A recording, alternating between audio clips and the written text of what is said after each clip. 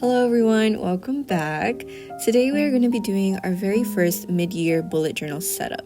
During the first half of the year, I have fallen in love with reading, so I decided that our theme is going to be inspired from one of my favorite series so far, Once Upon a Broken Heart.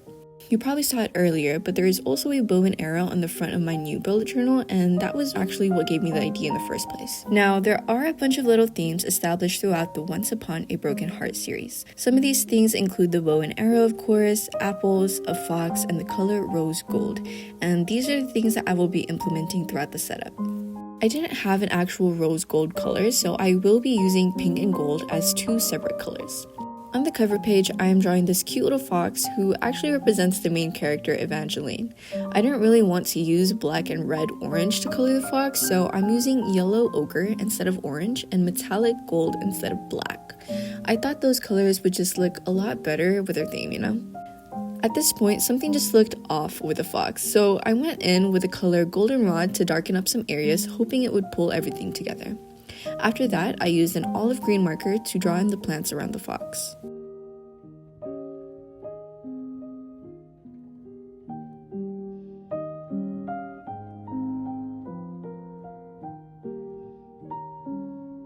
Okay, so this is where things start to get a little rough.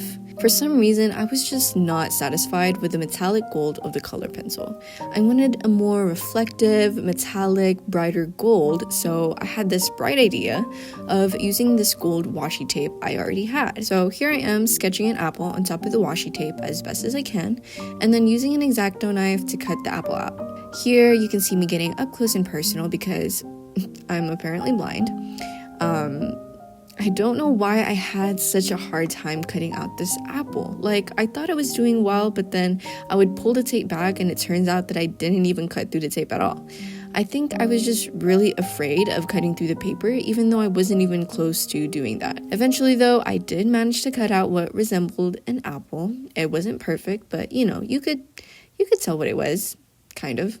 Guys, what is this? This barely looks like an apple. I should have just used the damn pencil.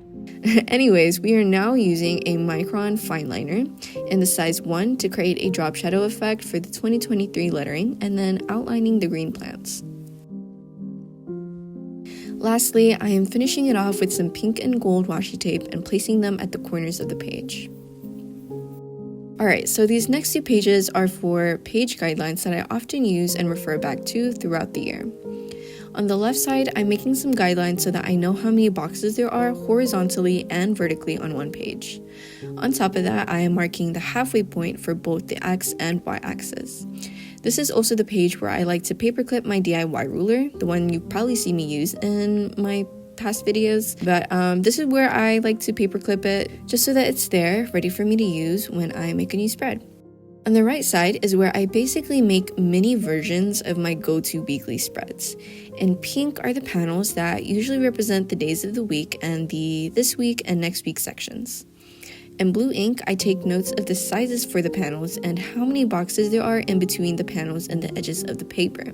Doing this has definitely made bullet journaling a lot easier for me because there is less thinking and counting boxes when making weekly spreads. So if I don't have a lot of time or energy to come up with something new, I can just flip to this page and pick one of these layouts. Right now, I only have 4 in here, but there is space for 2 more layouts in case I try out something new and end up liking it a lot. This is where I will be putting it. The third spread is just a very simple idea dump spread. This is where I can write down any ideas I might have for future videos. I decided to write the header on a separate piece of paper and then cut it out. This way I can place washi tape behind it and create layers and depth to the header. It just looks a little bit more interesting like that, you know?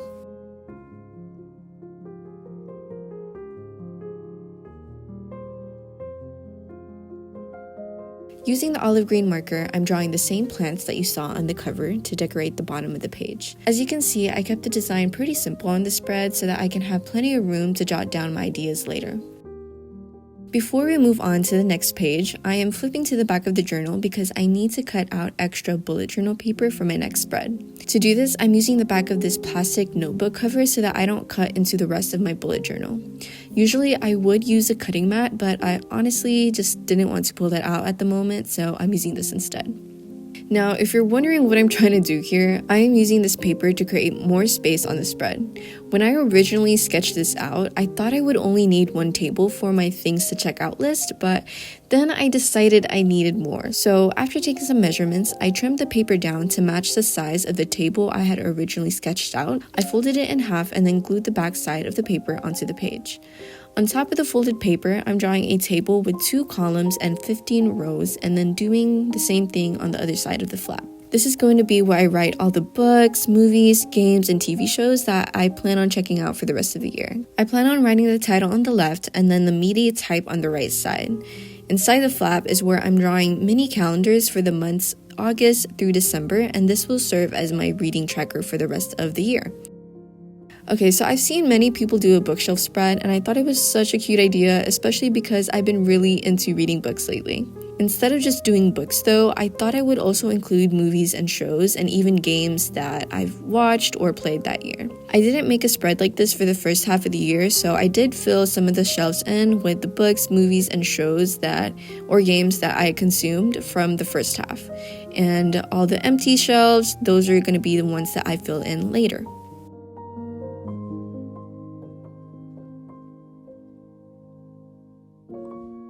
Now, this spread is probably the most tedious out of all the ones I made from this setup. This is my milestone spread for YouTube and UGC. While the design itself was actually pretty simple, it was just really tedious drawing the hearts over and over again, especially with a color pencil. I had to draw over the lines a couple times to really get the density I wanted, so making the spread definitely took a lot longer than it needed to. The spread itself though is 100% worth it. I tried it for the first time this year and I absolutely loved it. It's perfect for any long-term goals or new ventures you may have. Personally, I use this spread for YouTube, and for the second half of this year, I am also adding a UGC section since it is a new side hustle for me. I really love the spread because it helps you break down big goals into smaller ones, and it encourages you to celebrate small wins and small growth. If you know me, then you know that I'm all for that because any growth is still growth, and that should be celebrated just as much as the big wins in life. Anyways, to use this spread, I write a goal I want to accomplish in each heart, and when I accomplish that goal, I write down the date that I reached it. This next spread is my 2023 highlights, or at least the second half of it. This journal was supposed to have 6 months in it, but now we have 5 because the last journal I had ended up having a bit more space for another month. So I ended up doing the month of July in that one. For this highlight spread, I do only have 5 months, going from August to December.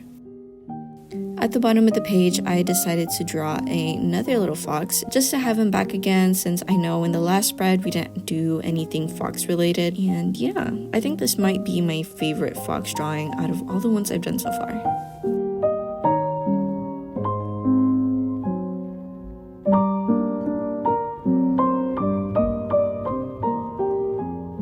And finally, we made it to our last 2 pages, which are the intentions page and the letter to me page. So the intentions page is basically just a goals page, but I'm calling it the intentions page. I don't know, it just sounds more active, like intentionally taking the action to get closer to where we want to be. This page is simple enough. I left it pretty bare just because I wanted plenty of room to write, and then for the next page, we're doing something a little different. The concept of the letter to me page is exactly what it sounds like. It is writing your future self a letter. This is something I really love doing because it's just so cool reading back something you wrote in the past. And it's even cooler when you literally write to yourself as if you're talking to future you.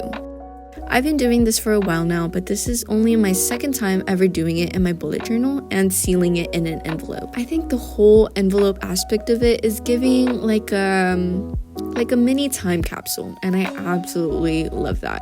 It's also different from the rest of my typical journal entries because I do not allow myself to read this until the end of the year. I wrote one at the beginning of the year when I started my other journal, and this is basically just an updated version of that. In the letter, I asked myself a series of questions that basically paint the picture of what my current me is like. Things like what I'm doing at the moment that I'm writing the letter, where I am, who I'm with, like who my friends are, what kind of music I'm into, any shows I've watched recently. And on top of that, I also write down some things that I look forward to for the rest of the year. I think I'm gonna keep answering the same questions for each letter because then you'll get to really see how much my answers have changed. With that being our last spread, here is a flip through of our mid-year bullet journal setup. I do plan on eventually doing more vlogs on this channel, maybe some reading vlogs, but yeah, make sure you subscribe so you don't miss out on any of those, and please look forward to them. And as always, please leave any suggestions you may have for future videos down in the comments below. Thank you guys for watching, and I'll see you next time!